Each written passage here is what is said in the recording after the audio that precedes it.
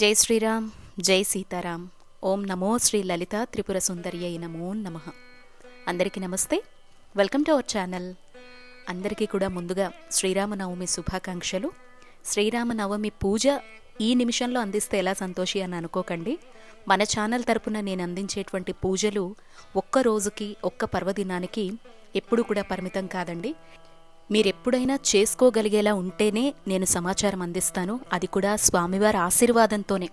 ప్రత్యేకంగా నేను పీఠం పెట్టి నవరాత్రులు చేసుకున్నా, ఆరాధన చేసుకున్నా స్పందించినటువంటి దేవతామూర్తులు మీకోసం నేను ఒక సమాచారం ఇవ్వబోతున్నాను అనేసరికి అది ఆశీర్వాద రూపంలో అందిస్తూ ఉంటారు. సో వాళ్లతో వాళ్ళ అనుమతి తీసుకునేటప్పుడు ఆశీర్వాదం నాకెప్పుడు కూడా అందుతూ ఉంటుందండి. అందుకే వాళ్ళ అనుమతితోనే మీకు నేను ఏ రెమెడీ అయినా, పూజా విధానాన్నైనా కూడా షేర్ చేస్తూ ఉంటాను. సో ఈ వీడియోలో అయితే సంప్రదాయబద్ధమైనటువంటి ఒక పానకాన్ని, అదేవిధంగా మహిమ కలిగినటువంటి రామరక్ష బంధనంగా పిలిచేటువంటి ఒక తోరణాన్ని విశేషంగా మీతో పంచుకోబోతున్నాను. ఈపాటికే చాలామంది నవమి కోసం సిద్ధమై ఉంటారు. మన లోగిళ్లన్నీ నిండిపోయి ఉంటాయి. ఈపాటికే స్వామివారి గీతాలతో మన వీధులన్నీ కూడా స్వామి గీతాలతో, పాటలతో నిండిపోయి ఉంటాయి. అయితే ఇక్కడ మీకు చూపించేది సంప్రదాయబద్ధమైనటువంటి పానకం. పానకంలో కూడా సంప్రదాయబద్ధాలు లేకపోతే తేడాలు ఉంటాయా అని అనుకోకండి. ఇది మన పూర్వీకుల నుంచి వస్తున్నటువంటి విధానం అండి. శుద్ధమైనటువంటి జలాన్ని తీసుకొని అందులో కాస్త మిరియాలు, యాలకలు కలిపి దంచి కొన్ని తులసి ఆకులు వేసి మనం ఇది రామ నవమి నాడు ఎక్కడైతే స్వామివారి కళ్యాణం జరుగుతుందో, స్వామివారి ఉత్సవాలు జరుగుతాయో, మనకు అవకాశం ఉన్నంతలో గనక ఈ పానకాన్ని తీసుకువెళ్ళి గనక పంచితే విశేషమైనటువంటి దాన ఫలితం మనకి దక్కుతుందని చెప్పబడుతోంది. పానకాన్ని మన ఇంటి వరకే పరిమితం చేసుకొని తాగితే చలవ చేస్తుంది అని చాలామంది అనుకుంటారు. కాదండి, మనకు అవకాశం ఉన్నంతలో బెల్లాన్ని తీసుకొచ్చి శుద్ధమైన జలంతో ఇలా సంప్రదాయబద్ధంగా తయారు చేసి, ఎక్కడైతే ఇప్పుడు లోగిళ్ళు ఉంటాయో అండ్ పందిళ్ళు వేస్తారు కదండి స్వామి కళ్యాణం కోసం, భోజనాలు ఎలా అయితే పెడతారో స్వామి కళ్యాణాన్ని వీక్షిస్తూ ఆ ఎండ వేడిమి వేసవిలో జరుగుతుంది కాబట్టి స్వామివారి కళ్యాణము ఇప్పుడు ఎండ వేడి ఎక్కువగా ఉంటుంది కాబట్టి మనం పానకం పంచడం ద్వారా ఆ కళ్యాణం ద్వారా స్వామివారి ఇచ్చేటువంటి ఆశీర్వాద కిరణాలు మనపై ప్రసరిస్తాయి అని చెప్పి మన పెద్దవాళ్ళు ఈ సమయంలో స్వామికి నైవేద్యంగా పానకాన్ని, అది కూడా మిరియాల పానకాన్ని, అదేవిధంగా బెల్లం కలిపి, అదేవిధంగా వడపప్పును నానబెట్టి అది కూడా ప్రసాదంగా పంచాలి అని చెప్పారు. అప్పుడు ఒంట్లో ఉండేటువంటి ఉష్ణం అనేది తగ్గి మనస్ఫూర్తిగా ఆధ్యాత్మిక చింతన వైపు మన మనసు మళ్ళుతుంది. కళ్యాణం చూసే వరకు చాలామంది ఉపవాసంలో కూడా ఉంటారు కాబట్టి ఈ విధంగా మన పెద్దవాళ్ళు శాస్త్రబద్ధంగా పెట్టడం జరిగింది. ఇక ఆ తర్వాత మీకు నేను చూపిస్తున్నది ఒక విశేషమైనటువంటి తోరణం అండి. ఇది చాలా సందర్భాల్లో మీకు అందించాలనుకున్నాను, కానీ కుదరలేదండి. భగవంతుడి సంకల్పం ఎప్పుడుంటుందో చెప్పలేము. ఇప్పుడు సందర్భం అని అనిపించింది. ఇది మనం మామిడాకులు, పూల తోరణాలు ఎలా అయితే కట్టుకుంటామో అలాగే మన ఇంటికి కట్టేటువంటి తోరణం అండి. దీనికోసం ఎన్ని ఆకులైనా తీసుకోవచ్చు. స్వచ్ఛమైనటువంటి తమలపాకుల్ని తీసుకోండి. నేనైతే ఇక్కడ 11 తీసుకున్నాను. మీ ద్వారబంధాన్ని బట్టి వెనక గుమ్మానికి కట్టచ్చు, సింహద్వారానికి కట్టుకోవచ్చు, మన ఆఫీసులకు కట్టుకోవచ్చు. అసలు ఎందుకు కట్టాలి అంటే గనక తమలపాకు శుభ సూచకం మాత్రమే కాదండి, మన ఇంట్లో ఉండేటువంటి నెగటివిటీని దూరం చేసి మన ఇంట్లో ప్రశాంతతకు చిహ్నంగా ఉంటుంది.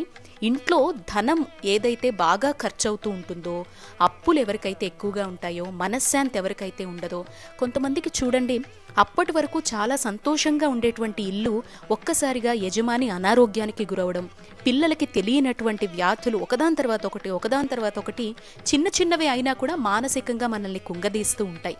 అదేవిధంగా కొంతమందికి నరదృష్టి, ఎదుటి వాళ్ళ ఏడ్పులు ఆ ఇంటి మీద ఎక్కువగా ఉంటాయి. అటువంటి వాళ్ళు ఇది రామరక్ష బంధనం అని పిలుస్తారండి. ఇలా మీ మనసుకి నచ్చినటువంటి తమలపాకులు ఒక మాలగా కట్టి మనం ఆంజనేయ స్వామి వారికి ఎలా అయితే మెడలో వేస్తే మనకు ఉండేటువంటి శని దోషాలు తొలగిపోయి గ్రహ పీడలు తొలగిపోతాయని నమ్ముతామో, మన ఇంటికి ఉన్నటువంటి పీడలు తొలగిపోవడానికి ఈ తమలపాకుల మాల ఎప్పుడైనా వేయొచ్చండి. ఇప్పుడైతే సందర్భం ప్రతి ఇంటా కూడా రామనామంతో నిండి ఉంటుంది అనేటువంటి ఉద్దేశంతో రామనామం ఎక్కడైతే ఎక్కడైతే ఉంటుందో హనుమంతులు వారు అక్కడ తిష్ట వేసుకొని కూర్చుంటారు అనేటువంటి ఉద్దేశంతో ఇది సందర్భంగా భావిస్తూ మీకు అందిస్తున్నాను. ఇప్పుడు అవకాశం లేకపోతే గనక రేపు దశమి రోజు మంచిది, ఏకాదశి, ద్వాదశి లేదా వస్తున్నటువంటి మంగళవారాలు, శనివారం ఏ రోజైనా కూడా మన ఇంటికి కట్టుకోవచ్చు. లేదా కొన్ని వారాల పాటు మొక్కుగా మొక్కుకొని కూడా ఈ తోరణాన్ని మన ఇంటికి పెట్టుకోవచ్చండి. మీరు ఖచ్చితంగా ఆ మాలను మీ స్వహస్తాలతో కట్టేటప్పుడు ఆ తెల్లని దారం తీసుకొని దాన్ని 2 పేటలుగా చేసి, లేదంటే పురితాడైనా కూడా తీసుకోవచ్చండి. సో తమలపాకులు తీసుకొని వాటికి బొట్లు పెట్టి లేదా రామ అని కూడా రాయొచ్చండి. అలా మనం ఒక మాలగా కట్టి చక్కగా ఆ తోరణం ఎండిపోయే వరకు ఉంచి ఆ తర్వాత తీసేసి మన ఇంటి పైన మిద్దెల్లాగా ఉంటాయి కదా, సో అక్కడ టెర్రస్ మీద అయినా వేయొచ్చు, లేదా తొక్కనటువంటి మొక్కల దగ్గర అయినా, లేదా బాగా ఎండిపోతే గనక ఎక్కడైనా నీళ్లల్లో అయినా కలపొచ్చండి. లేదా మీరు పువ్వుల నిర్మాల్యం ఎక్కడైతే కలుపుతారో అక్కడ కూడా వేసేయచ్చు. ఇది చాలా అద్భుతమైనటువంటి పరిష్కార మార్గం అండి. నేను చాలా సందర్భాల్లో నాకు ఎప్పుడైనా కొంచెం నలతగా ఇంట్లో అనిపించినా ఇది పాటిస్తూ ఉంటాను. తప్పకుండా చెయ్యండి, చాలా చాలా మంచి పరిష్కార మార్గం. అందుకే ఇప్పుడు సందర్భం వచ్చింది, నెక్స్ట్ హనుమాన్ జయంతి అప్పుడు కూడా మీకు ఉపయోగపడుతుంది అనేటువంటి ఉద్దేశంతో ఈ చక్కనైనటువంటి రెమెడీని మీతో షేర్ చేసుకోవడం జరిగింది. ఇక ఆ తర్వాత స్వామివారి పూజ దగ్గరకు మనం వెళ్ళిపోదాం. ఈసారి ప్రత్యేకంగా అలంకారం కోసం అని చెప్పి, మీకు తెలుసుగా నాకు అలంకారం అంటే చాలా చాలా ఇష్టం. అందుకోసం మంచి ఎంచుకుంటూ ఉంటాను. మనకి ఇన్స్టాగ్రామ్లో శ్రీ సాయి పూజ ఆర్టికల్స్ అని చెప్పి, మీ అందరూ ఇన్స్టాగ్రామ్లో లక్ష్మీ హర్షవర్ధన్ అని చెప్పి శివయ్య పూజ ప్రత్యేకంగా చేస్తూ ఉంటారు. ఆవిడ వీడియోస్ చాలామంది ఫాలో అవుతారు అని అనుకుంటున్నాను. సో వారి సిస్టర్ అనమాట, వారి సిస్టర్ది ఇది ఇన్స్టాగ్రామ్ పేజ్, శ్రీ సాయి పూజ ఆర్టికల్స్ అని చెప్పి. వాళ్ళ మధ్య ఇలా పువ్వులకు సంబంధించి ఒక ఏదో బొకేలాగా స్వామివారికి అలంకారం న్యాచురల్గా మనం పెట్టుకునేలాగా ఇదొకటి అనిపించింది. నాకు చాలా బాగా అనిపించింది ఈ పూజ ఆర్టికల్ అనేది. సో అందుకే నేను ఆర్డర్ పెట్టుకున్నానండి. ఇది నేను ఆర్డర్ ఎప్పుడో పెట్టాను. సో నా టూర్లో అవన్నీ తిరిగి వచ్చేసరికి చాలా ఆలస్యమై ఇప్పుడు వచ్చిందనమాట నా దగ్గరికి. సో మొత్తానికి రామయ్య పూజకు ముందరే వచ్చింది. నేను ఈ సందర్భంగా మీతో షేర్ చేసుకుంటున్నాను. మీకు ఎవరికైనా న్యాచురల్ ఫ్లవర్స్ని గుచ్చి ఒక బొకేలాగా స్వామివారి ముందర అలంకారప్రాయంగా పెట్టుకుంటే బాగుంటుంది అని అనిపిస్తే చక్కగా ఆర్డర్ పెట్టుకోండి. మీకు నెంబర్ అయితే ప్రొవైడ్ చేస్తున్నాను. వాళ్ళ ఇన్స్టాగ్రామ్ పేజ్ కూడా ఒకసారి చెక్ చేస్తే మీకు ఇంకా కావాల్సినటువంటి పూజా ఆర్టికల్స్ చాలా చాలా రీజనబుల్ ప్రైజెస్లో బెస్ట్ క్వాలిటీలో వాళ్ళ దగ్గర అందుబాటులో ఉన్నాయండి. అండ్ ఇక్కడ శ్రీరామనవమి సందర్భంగా అంటే నేను రోజు పూజ చేసుకుంటూ ఉన్నా, మీ అందరికీ తెలుసు కదా, మన ఛానల్ ఫస్ట్ నుంచి ఫాలో అయ్యే వాళ్ళకి స్వామివారికి సంబంధించి నేను రామకోటి రాస్తూ ఉంటాను. అందుకే లలితమ్మ రూపమే శ్రీరామచంద్రమూర్తి వారు, శ్రీరామచంద్రమూర్తి వారి రూపమే లలితమ్మ అని చెప్పి సాక్షాత్తుగా ఆధ్యాత్మిక కథనాల ప్రకారం మనందరికీ తెలిసినటువంటి విషయమే కదండి. ఇదే సమయంలో రామ నవరాత్రులుగా జరుపుకుంటాము, ఇదే సందర్భంలో లలిత నవరాత్రులుగా కూడా జరుపుకుంటూ ఉంటాం. అయితే నెక్స్ట్ వీడియో మాత్రం చాలా అద్భుతమైనటువంటి విశేషంతో లలితమ్మకు సంబంధించి ఒక చాలా అద్భుతమైనటువంటి వీడియో అయితే మీకు ప్రజెంట్ చేయబోతున్నాను. నెక్స్ట్ వీడియో కూడా తప్పకుండా ఫాలో అవ్వండి. మనకి ఈసారి శ్రీరామనవమి అయితే చాలా ప్రత్యేకత అనుకోవచ్చు. ఎందుకంటే జనవరి 22న స్వామివారు మనందరి కోసం రామరాజ్య పరిపాలన మళ్ళీ వచ్చేసింది అనేటువంటి ఉద్దేశంతో మనం అందరం బాల రామయ్యగా అయోధ్యలో చూసుకున్నాము.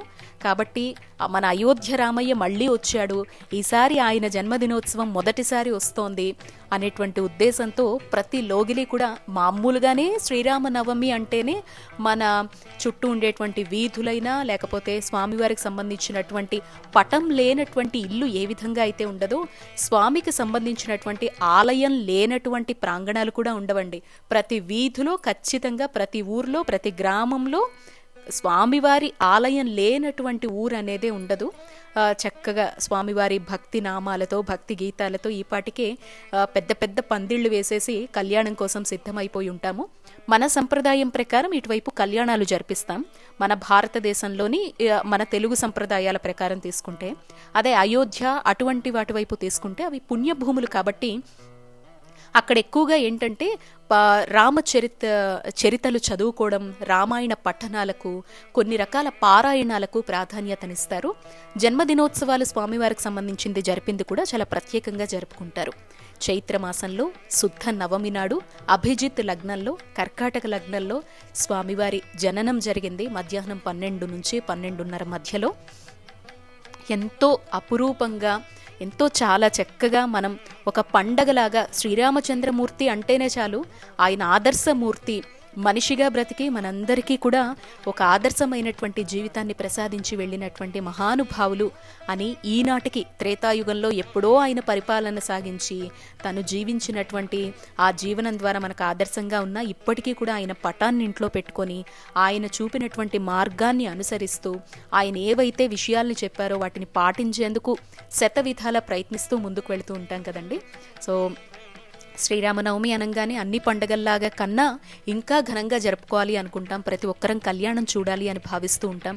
ఉదయాన్నే లేవడం, తలస్నానం చేసుకోవడం, పానకం వడపప్పు నైవేద్యంగా పెట్టడం, ఇంకా ప్రసాదాలు వండుకొని స్వామివారి కళ్యాణం జరిగేటువంటి ప్రాంగణాల దగ్గరకు వెళ్ళిపోయి మన వంతుగా అక్కడ అందరికీ కూడా దానం చేయాలి, అందరికీ కూడా భోజనాలు పెట్టాలి, ఇది రామయ్య కళ్యాణం, రామయ్య జన్మదినోత్సవం అని చెప్పి మనమంతా కూడా ఎంతో అపురూపంగా భావించి ఈవెన్ జాబ్ చేసే వాళ్ళు కూడా ఈ రోజున లీవ్ తీసుకొని కళ్యాణాల్లో పీటల మీద కూర్చొని అన్నింట్లో కూడా ముందు నుంచే డెకరేషన్ దగ్గర నుంచి కళ్యాణం ముగిసే వరకు భోజనాలు పెట్టే వరకు కూడా మన ఇంట్లో పెళ్ళి ఎలా జరుగుతుందో, మన ఇంట్లో మన వాళ్ళ జన్మదినోత్సవాలకు ఎంత ప్రాధాన్యతనిస్తామో ప్రతి సంవత్సరం ఈ చైత్రమాసంలో వచ్చేటువంటి శుద్ధ నవమి శ్రీరామ నవమికి మనం అందరం కూడా అంతే ప్రాధాన్యతనిస్తాము, జరుపుకుంటాము. సో నేను ప్రత్యేకంగా శ్రీరామ నవమి గురించి చెప్పాల్సినటువంటి అవసరం మీ ఎవ్వరికీ లేదు. కానీ ఈసారి ఈ తోరణం అనేది కట్టుకోండి. ఎందుకంటే చాలా సందర్భాల్లో నన్ను ఎంతోమంది అడిగారు, సడన్గా ఇంట్లో పరిస్థితులు మారిపోతున్నాయండి, సడన్గా ఏం జరుగుతుందో అర్థం కావట్లేదు, మేము ప్రతిరోజు ఇంట్లో దీపం పెడతాము, దైవిక ఆరాధన మా ఇంట్లో ఉంటుంది, కానీ ఏంటి సడన్ చేంజ్ అనుకునేవాళ్ళు ఒక్కసారి ఈ తమలపాకుల తోరణాన్ని కట్టుకోండి. అదేవిధంగా పానకాన్ని కూడా వీలైనంత వరకు ఒక మనిషి ఒక ముగ్గురికి పంచేలాగా అయినా కూడా ఒక ప్రణాళిక పెట్టుకొని పంచడానికే ప్రయత్నిస్తే గనక ఏవైనా ఆ రోజు పుణ్యఫలం ఏదైతే ఉందో స్వామివారి ఆరాధన ద్వారా కావచ్చు, లలిత నవరాత్రుల ద్వారా కలిగినటువంటి పుణ్యఫలం ద్వారా కావచ్చు, ఇది ఒక దానంగా ఉపయోగపడి మన జన్మను ధన్యం చేస్తుందన్నమాట. ఈ రోజున సుందరకాండ పారాయణ చదువుకున్నా మంచిదండి, లలిత సహస్ర పారాయణం చేసుకున్నా మంచిది, రామకోటి ప్రారంభించినా కూడా చాలా మంచిది. అదేవిధంగా స్వామివారికి సంబంధించినటువంటి రామాయణ పఠనాలు కావచ్చు, రామాయణం మొత్తం చదవలేకపోయినా పట్టాభిషేకం భాగం ఏదైతే ఉందో అది కూడా మనం చదువుకున్నా, ఆ అధ్యాయం చదువుకున్నా చాలా చాలా మంచిదండి. ఇంట్లో సీతారాముల పట్టం లేనటువంటి పూజ గదే ఉండదు. ఒకవేళ ఎవరి దగ్గరైనా లేకపోతే గనక ఆ ఒక్కరోజు కోసం లక్ష్మీనారాయణుల రూపంలో రామచంద్ర స్వామిని కూడా చూసుకోవచ్చు, వెంకటేశ్వర స్వామి రూపంలో కూడా స్వామివారిని చూసుకోవచ్చు, మన ఇంట్లో ఉండే ఏ దేవతా స్వరూపంలో అయినా లలితమ్మను చూసుకోవచ్చండి. వీళ్ళిద్దరి రూపాలే ఈ సృష్టి అంతా కూడా నిండిపోయి ఉన్నాయి కాబట్టి వీరిద్దరి మధ్య ఎటువంటి భేదము లేదు, ఇద్దరూ సమానమే, వారి రూపమే వీరు, వీరి అవతారమే వారు అనేటువంటి ఆధ్యాత్మిక విషయం మనందరికీ తెలుసు కాబట్టి చక్కగా ఎలా అయినా కూడా ఆరాధన చేసుకోవచ్చండి. ప్రత్యేకంగా పీఠం పెట్టుకొని కూడా స్వామివారిని షోడశోపచారాలతో మనస్ఫూర్తిగా ఆరాధన చేసుకొని తర్వాత రోజున పీఠం కదిపేసి ఇక నవరాత్రులు కూడా కంప్లీట్ అయిపోతాయి కాబట్టి పూజను మనం ముగించుకోవచ్చు అనమాట. అదేవిధంగా పెళ్లి కావాల్సిన వారు, పెళ్లి కోసం పరితపించే వాళ్ళు, మంచి సంబంధం రావాలని ఆకాంక్షించే వాళ్ళు ఎవరైనా మన లోగిళ్లలో ఎక్కడైనా రామ కళ్యాణం జరుగుతూ ఉంటే మీ ఇంటి తరపున అంటే మన ఇంటి తరపున ప్రత్యేకంగా అక్షతలు సమర్పించండి. తలంబ్రాలు గనక సమర్పిస్తే ఖచ్చితంగా ఏడాది లోపల శ్రీరామచంద్రమూర్తి వంటి భర్త, సీతమ్మ తల్లి వంటి భార్య అనుకున్నటువంటి సంకల్పాలు నెరవేరుస్తూ స్వామివారు మన ఇంటికి చక్కనైన వరుడు లేదా వధువుని పంపిస్తారండి. నాకు తెలిసినటువంటి సంప్రదాయమైనటువంటి సమాచారాన్ని అయితే మీ అందరితో పంచుకున్నాను. ఈసారి మనకి శ్రీరామనవమి చాలా ప్రత్యేకం కాబట్టి స్వామివారి ఆరాధన మాత్రమే కాకుండా స్వామివారి సుగుణాలలో ఒక్కటైనా మన జీవితంలో ఆచరించడానికి ప్రయత్నించాలి అని చెప్పి కోరుకుంటూ జై శ్రీరామ్, జై సీతారాం.